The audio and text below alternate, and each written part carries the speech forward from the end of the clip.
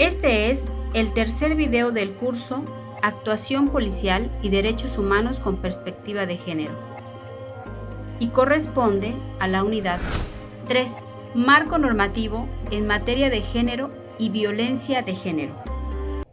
Bienvenidos a este tercer módulo del Marco Normativo en Materia de Género y Violencia de Género. De entrada vamos a hablar del ámbito internacional. En el ámbito internacional tenemos, como principal instrumento la Convención sobre la Eliminación de todas las formas de discriminación contra la mujer, o la CEDAW, como se dice, o las siglas en inglés. Este instrumento es el instrumento por excelencia protector de los derechos humanos de las mujeres.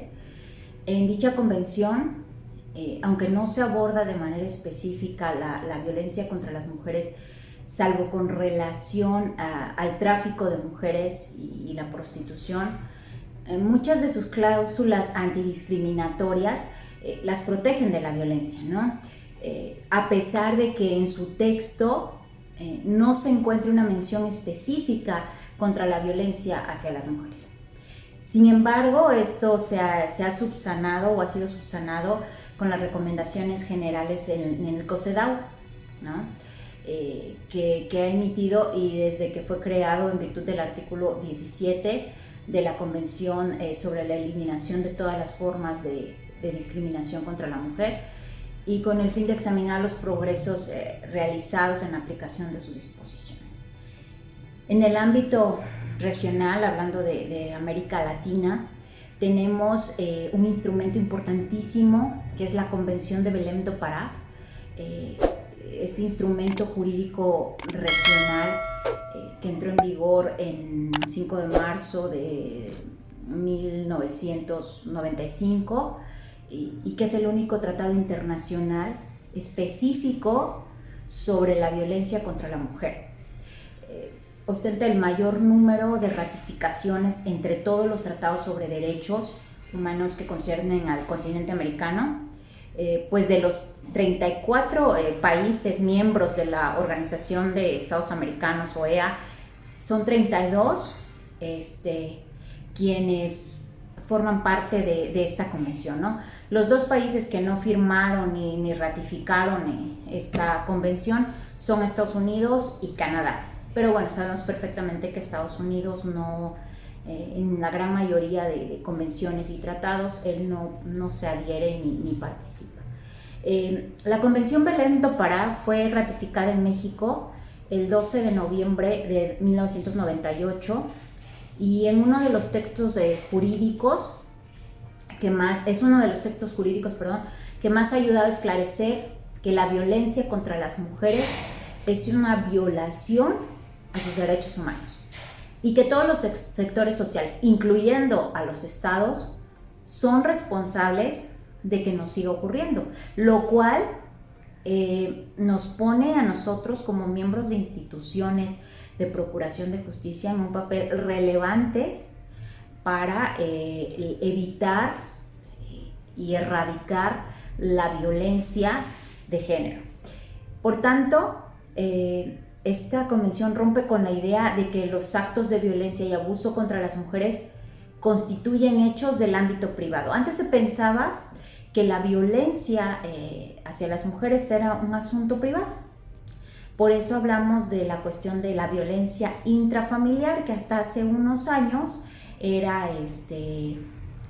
estaba tipificada la violencia intrafamiliar. Cambia, se modifica y se convierte en violencia familiar, porque ya no le quitamos la palabra intra, que era la parte de lo privado, y la volvemos pública. Es algo que nos importa y nos atañe a todos, sí. ¿Por qué? Porque obviamente, según la Convención de Belém do Pará, todos estamos obligados, incluyendo los funcionarios de las instituciones, a evitar que siga ocurriendo la violencia hacia las mujeres. La Convención define a la violencia contra la mujer como cualquier acción o conducta basada en su género que cause muerte, daño o sufrimiento sea físico, sexual o psicológico hacia la mujer, tanto en el ámbito público como en el ámbito privado.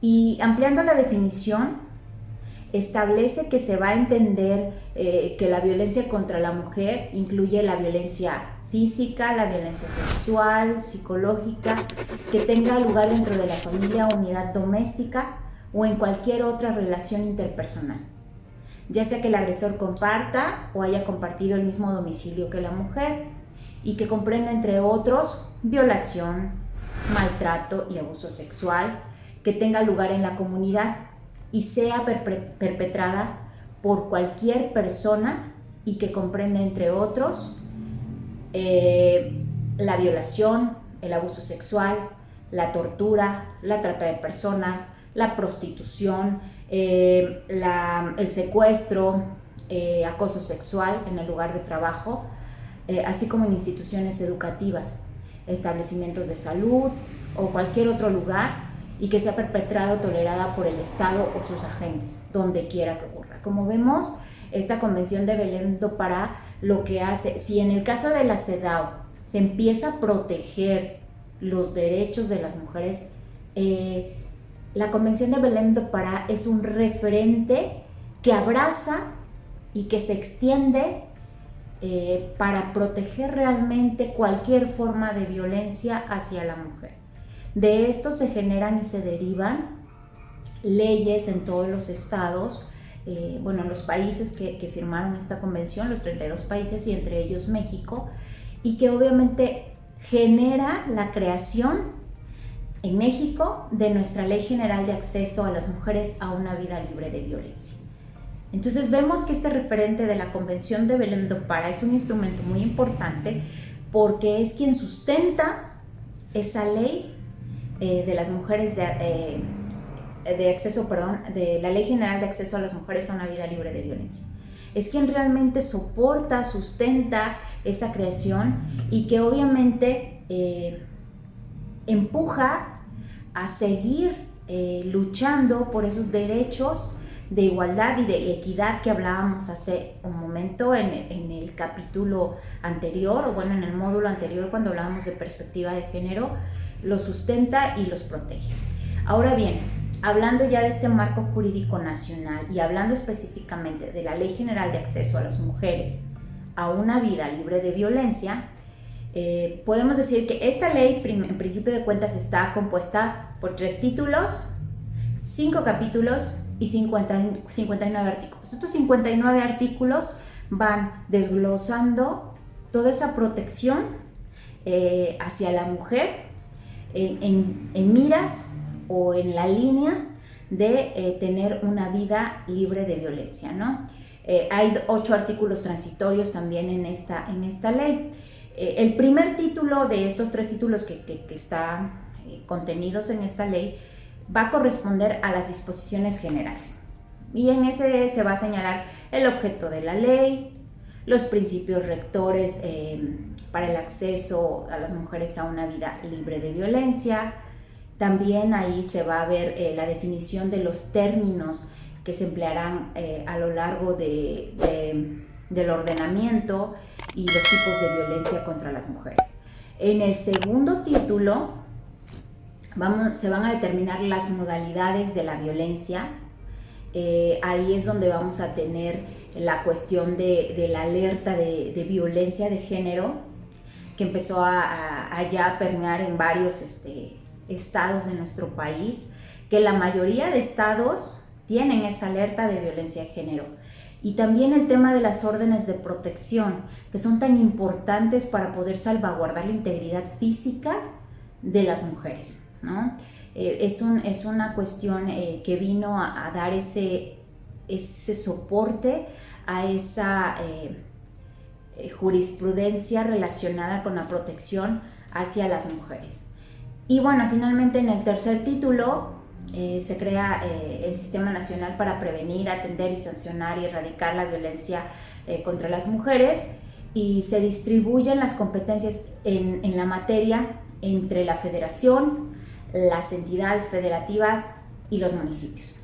se delimitan los mecanismos de atención a las víctimas y el funcionamiento de los refugios para las víctimas de violencia. ¿Qué es tan importante este tema de los refugios?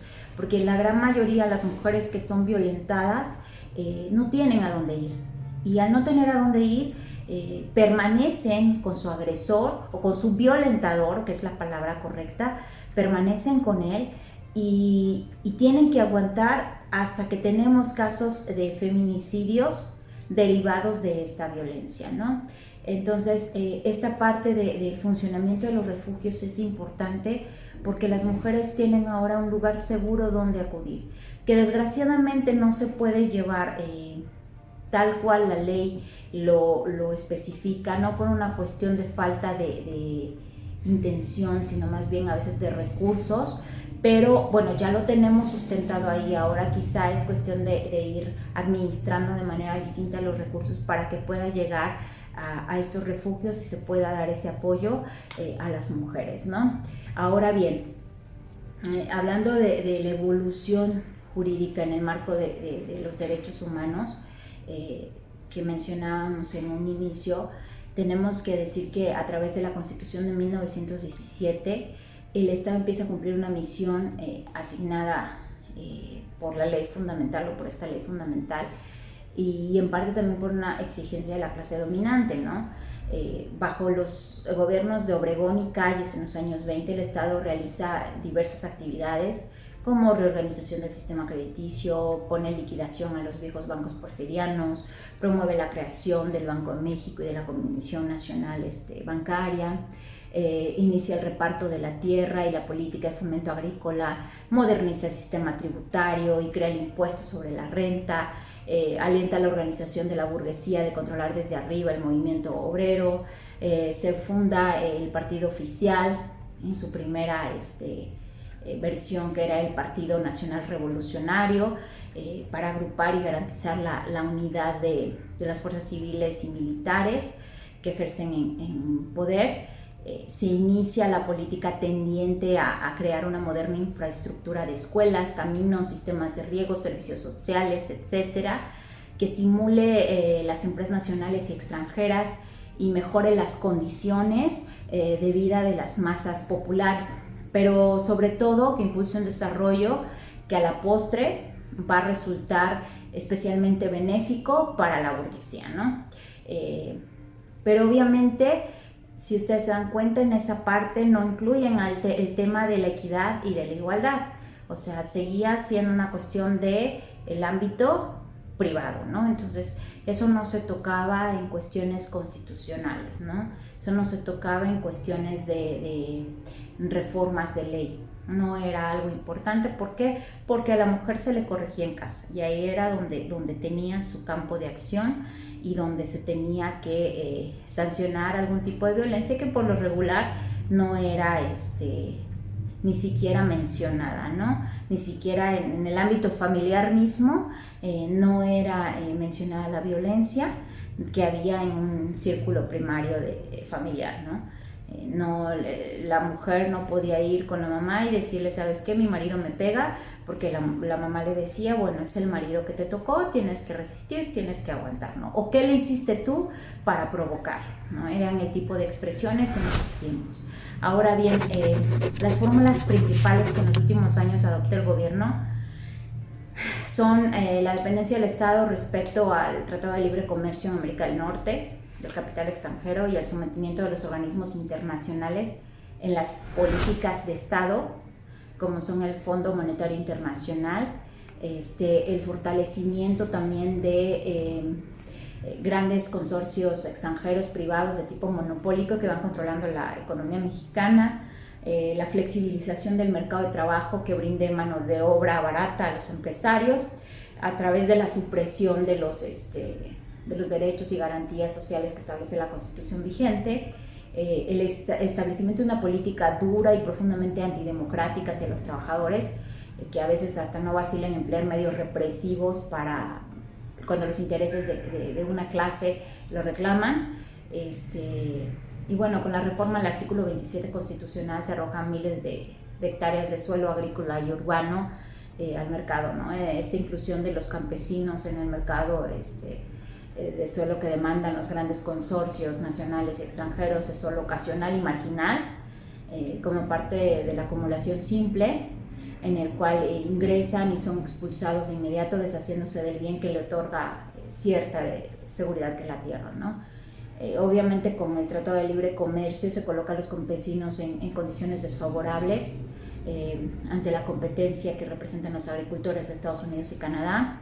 La Constitución de 1917 es la que prevalece hasta nuestros días. Sin embargo, las reformas hechas a lo largo de este tiempo, del artículo 1 al 136, son 489 transitorios, 9 artículos transitorios que son 489, perdón, transitorios que son 9, artículos transitorios de derechos de reforma que son 4, en total siendo 502 reformas hechas, ¿no?